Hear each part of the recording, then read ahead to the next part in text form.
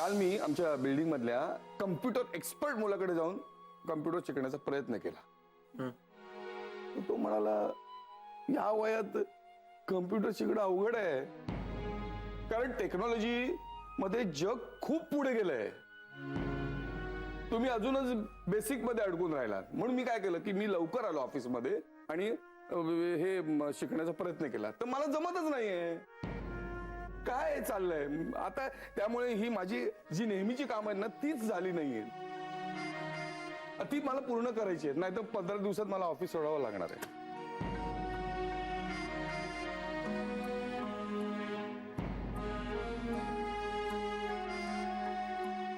काका, आपण दुसरा एखादा क्लास बघू ना मग. नाही जमणार. मी तुला सांगितलं ना अदिती, मला नाही जमणार. मला काही जमणार नाही. मी उद्या अविनाश सरांना बोलणार आहे. उगाच माझ्यामुळे त्यांचे 15 दिवस सुद्धा वाया जायला नको. त्यांना सांगणार आहे मी काय डिसिजन घ्यायचा तो घ्या. नाही बघा, विषय संपला. मला हे अकाउंट डिटेल्स आवनं द्यायची.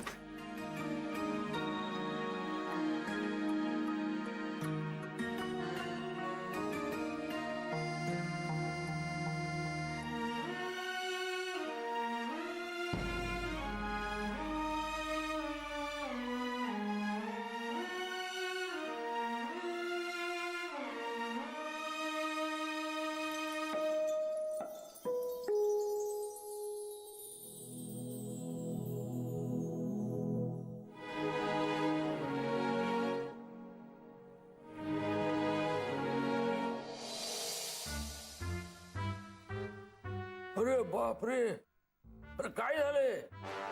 अरे समजावा कोणीतरी या मुलांना. काय झालं आता? अगं किती मुलं कानाला इयरफोन लावून जाताना दिसतात. त्याचा परिणाम बघ आता. काय श्रवण शक्तीला धोका आहे अशानं. जगातल्या 1 अब्ज मुलांवर कानाला इयरफोन लावून जोर जोरात गाणी ऐकलं ना श्रवण शक्तीवर परिणाम झालाय. त्यात काय 12 ते 35 वयोगटातली पण बरीच मुलं आहेत. हो, पण आता कुणाला आणि किती सांगणार तुम्ही? आता मी कशाला सांगायचं? हे सगळं त्यांच्यापर्यंत पोहोचतच ना. काय अशा गोष्टीकडे आधी दुर्लक्ष करायचं आणि मग त्रास झाला की ओरडत सुटायचं. केतकर, हा, पण तुम्हाला ही सगळी माहिती म्हणजे ही आकडेवारी ही कशी काय समजते? हा सांगतो जादूचा बॉक्स. काय सगळी माहिती मिळते याच्यावर अण्णा. फक्त काय वापर कसा करायचा ते कळायला हो. अण्णा, हे मला कोणी वापरायला शिकवलं माहितीये काय? तुमच्या चिरंजीवानं. त्यानंच मला ही जादूची दुनिया दाखवली सगळी. अहो, तुम्हाला काही माहिती हवी असली तरी हा देतो. कधीच नाही म्हणत नाही. अगदी तुम्ही त्या बातम्या म्हणू नका, जुनी गाडी म्हणू नका, अगदी दगडापासून चंद्रापर्यंत सगळी माहिती देतो हा. सगळी माहिती मिळते अगदी. कोण कुठे भेटेल, कसं भेटेल ह्याच्यावर गप्पा सुद्धा चांगल्या रंगतात अगदी, बर का? बघा वाईट आहे का ते? काय ना, आपले सगळे जुने मित्र भेटतात त्याच्यावर. आता काय खूप शोधावं लागतं पण भेटतात सगळे. काही ना त्रास होतो त्याचा. छे बाई, मला कशाला त्रास होईल? उलट बरंच आहे ना. तुमच्या प्रश्नांची हा उत्तर देतो. इतरांचा त्रास तरी कमी झाला. म्हणजे माझा त्रास होतो तुला? तुमच्या प्रश्नांचा. हा? हे आले माझे जय गुरुजी आले. खूप छान शिकवलंय आले मला. तुम्ही पण शिका अण्णा. तर या वयात काय हो शिकायचं? काय शिकायला वयाचं बंधन नसतं. शिकवणाऱ्यावर बरंच अवलंबून असतं. आणि काय आधीच आपल्या वयाच्या लोकांना या सगळ्या गोष्टींची आधी भीती वाटते. म्हणजे वापरायची आधीच बिघडलं तर असं. त्यात काय वृक्षपणे माहिती दिली की अधिक वैतागायला होतं. कसं आहे, शिकवणं आहे ना ते आपुलकीनं झालं पाहिजे. म्हणजे त्याचं लवकर आकलन होतं. हा, जयने शिकवलं म्हणून मी पटकन शिकलो. हो कॉम्प्युटर. हा, जय गुरुजी, धन्यवाद आपण.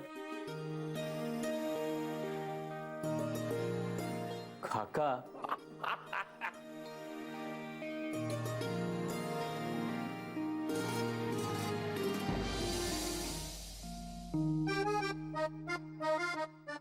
जय मला तुझ्याशी खूप महत्वाचं बोलायचंय. आत्ता या वेळेला? जय प्लीज. आता तू बोलल्याशिवाय मला माझं कामही नाही करू देणार. तुझ्या लक्षात आलंय का अदिती, काही सांगितल्याशिवाय कसं काय लक्षात येईल? अरविंद काकांच्या प्रॉब्लेमचं सोल्युशन मिळालं. अदिती, मला ही गोष्ट खूप आवडते तुझी. म्हणजे कुठल्या तरी प्रॉब्लेमचं सोल्युशन मिळाल्याशिवाय तुला झोपही येत नाही ना? तो प्रॉब्लेम कुणाचाही असो, काहीही असो. जय माझं कौतुक सकाळी कर, आधी सोल्युशन तर ऐक. बोला मॅडम, नंतर मला माझं काम करायचं. ओके. केतकर काकांना तू लॅपटॉप शिकवलास, तसंच अरविंद काकांना सुद्धा तू म्हणजे तू नाही, आपण दोघांनी मिळून जर कम्प्युटर शिकवला तर. अदिती, अगं हे जमणार आहे का आपल्याला? का नाही करू शकत? आपण त्यांना वेड्यासारखे उगाच ते पुस्तकांचे आणि इतर क्लासेसचे ऑप्शन्स देत होतो. त्यापेक्षा आपण दोघंही शिकूया ना त्यांना. हे बघ अदिती, केतकर काकांना मी जे काही शिकवलं ना ते खूप बेसिक होतं. सोशल नेटवर्किंग साईट्स बद्दल शिकवलं मी. म्हणजे त्यांना त्यांच्या एका मित्राशी चॅट करायचं होतं ते आजकालच्या लहान मुलांनाही जमतं अगं. अरविंद काकांना जे शिकवायचंय ते खूप ऍडव्हान्स्ड आहे. ते सॉफ्टवेअर ना तुला येतं ना मला. तर कसं शिकवणार होतं आपण? पण काय हरकत आहे, आधी आपण ते शिकू आणि मग त्यांना शिकवण्याचा प्रयत्न करू. पण अदिती, आपल्याकडे वेळ खूप कमी आहे. म्हणूनच सांगते, ऑफिसची वेळ सोडल्यास त्या क्लासेसचे टायमिंग्स आणि काकांच्या घरची जबाबदारी हे दोन्ही मॅच होईलच असं नाही. आणि जरी झालं तरी ते काकांना पर्सनल अटेन्शन नाही देऊ शकणार. बरं, काकांचा प्रॉब्लेम काय की काकांना ते सॉफ्टवेअर कळत नाही. आता आपल्याला ते सॉफ्टवेअर शिकून घ्यायचंय आणि हळूहळू काकांना शिकवायचंय. चालेल? नाही, आपण काकांना हळूहळू नाही शिकवायचं, लवकर शिकवायचं.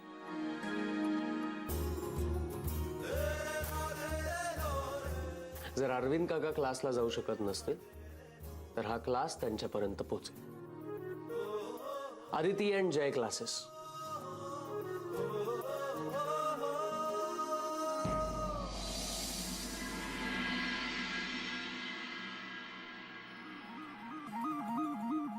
अरे वा, सकाळ सकाळ अभ्यास चाललेला दिसतोय.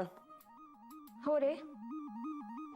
हे जर सॉफ्टवेअर आपल्याला अरविंद काकांना समजावून सांगायचंय तर ते आधी आपण समजून घेणं गरजेचं आहे ना. मी बघून घेतलंय, फक्त जरा तूही बघून घे. हा, म्हणजे काय होईल की तू वेगळं त्यांना सांगायला नको आणि मी काहीतरी वेगळं सांगायला नको ना, तर ते परत कन्फ्युज. मॅडम, जय मी सिरियसली सांगते तुला. मी सिरियसलीच ऐकतोय अदिती. बरं ठीक आहे, आता मला जितकं कळलंय तेवढं मी आज त्यांना सांगते.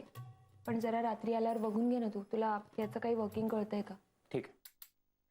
ऍक्च्युली आज जरा लवकर उठायला पाहिजे होतं मी, म्हणजे आपलं जास्त काम झालं असतं.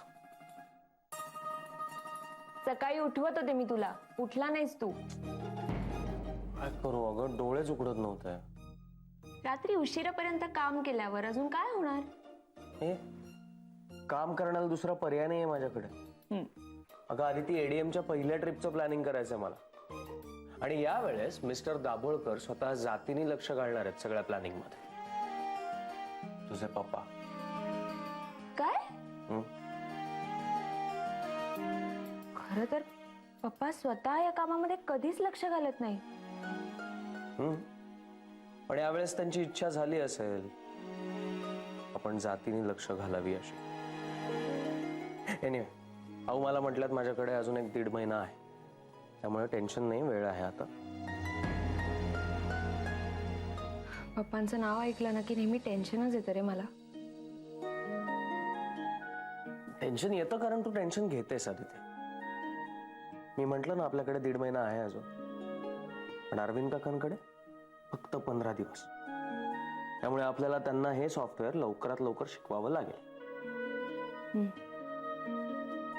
आज तू ऑफिसला गेल्या गेल्या आपल्या या क्लासच्या अभिनव उपक्रमाबद्दल सांग त्यांना. खुश होतील. हो.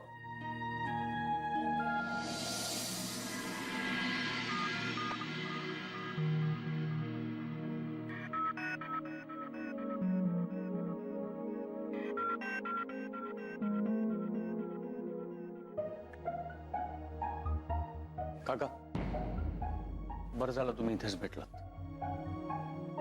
आम्हाला जरा तुमच्याशी बोलायचं होतं. बोलायचंय का? सांत्वन करायचंय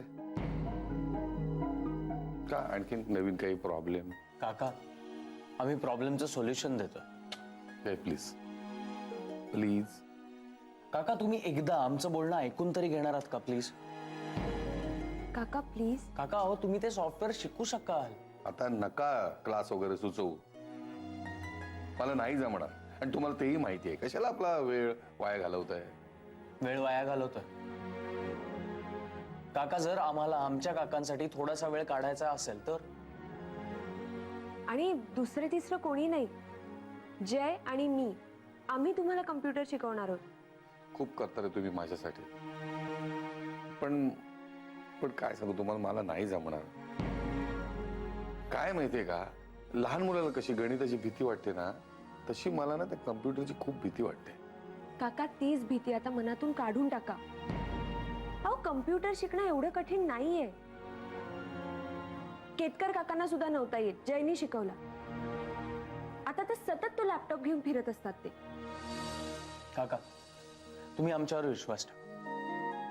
हे बघा, आम्ही तुम्हाला अकाउंट्स तर शिकवायला जाणार नाही आहोत, ते तुम्हाला येतच.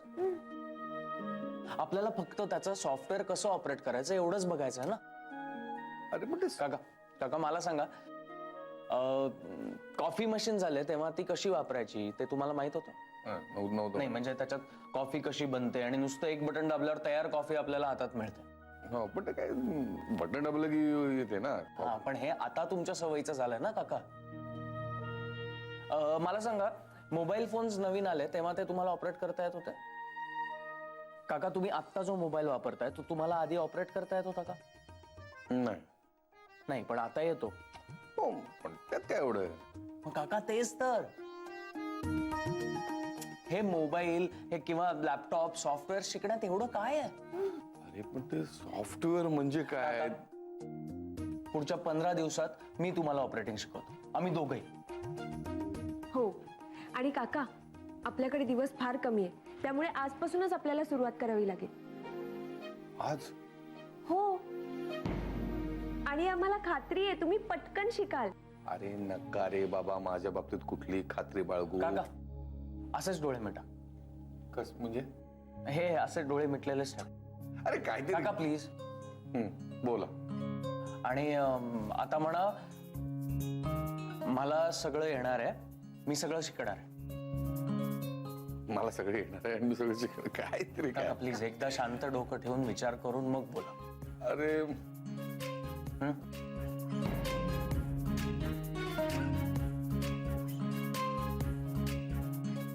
मला सगळं येणार आहे, मी सगळं शिकणार आहे.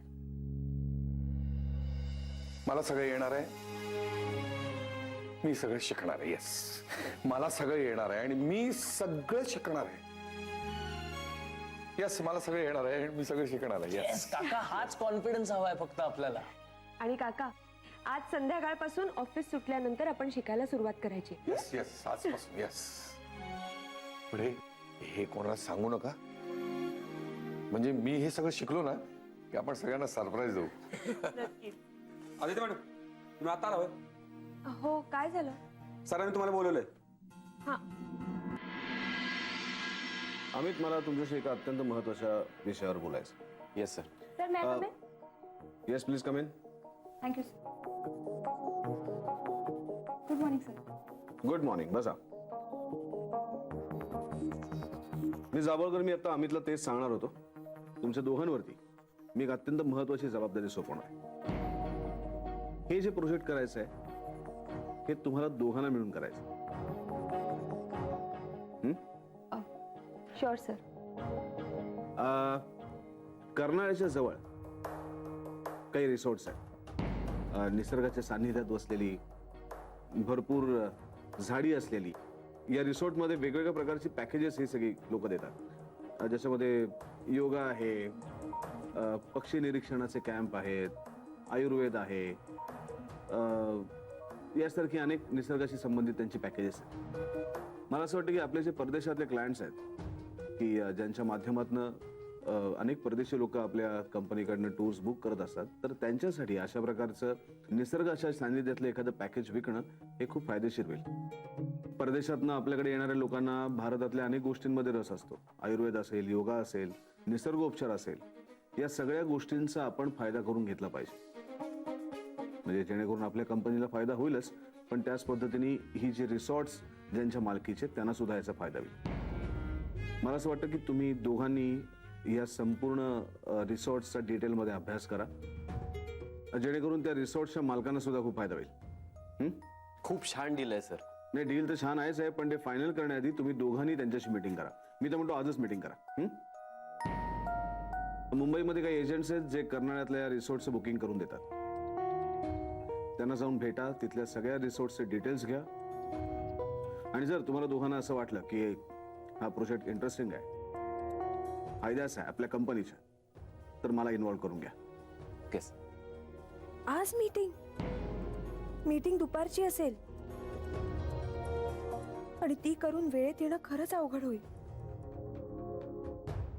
आणि काकांना ऑलरेडी सांगितलंय. जावळकर, काय प्रॉब्लेम आहे? No no sir. गुड. हां अमित, हे त्यांचं कार्ड आहे. या नंबरवरती फोन कर, अपॉइंटमेंट घे आणि त्यांना भेटायला जा. Okay sir. All the best. Okay, thank you sir.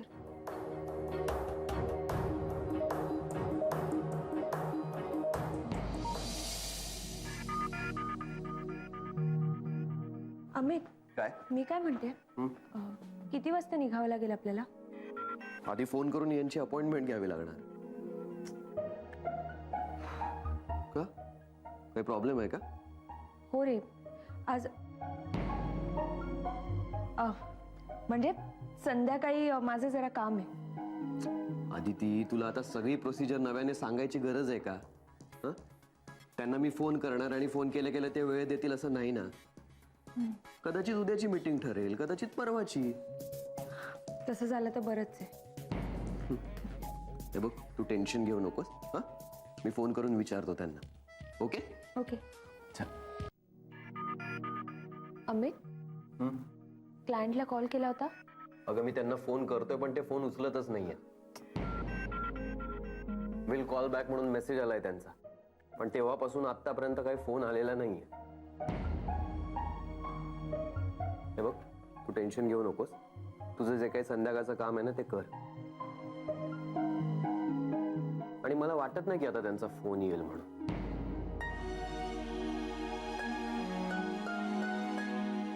आणि तसंही पोस्ट लंच काम करण्यात इंटरेस्ट नसतो कोणाला.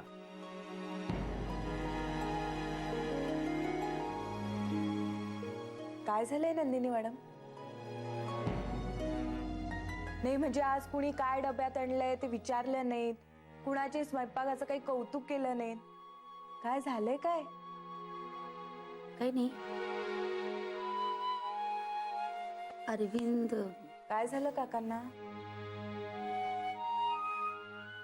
म्हणजे कोणाच्याच काही लक्षात नाही आलंय का?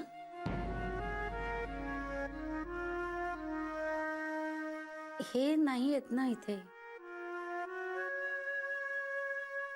म्हणजे सगळ्यांचे डबे खाऊन झाले तरी अजून आले नाहीयेत. आणि नेमके जेवणाच्या वेळेस कुठे गेलेत कुणास ठाऊक. आणि तेही न सांगता.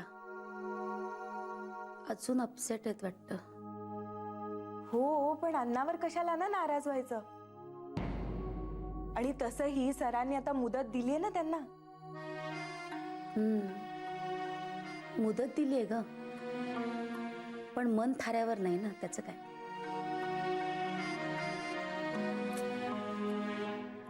मनाचं कधीच कुणालाच कळू शकत नाही. मनाचं गणित बेदुणे 4 असं सुटत नसतं. आणि अरविंदच्या मनाचं गणित तर सुटायचं नाही. मॅडम गणित सुटलं. काय नाही, काही नाही. ते कोडं घातलं होतं तिने, त्याबद्दल बोलत होती. काका किती उशिरा आलात.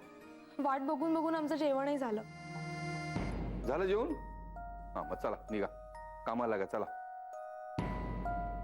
माझ्यासोबत जय आणि आदिती बसते. मी पण थांबते. मला पण तशी काही घाई नाहीये. नाही, माझं तुझ्याकडे काम नाहीये. म्हणजे त्या दोघांकडेच काम आहे का? अगं काम म्हणजे जरा गप्पा मारायच्या त्यांच्या बरोबर.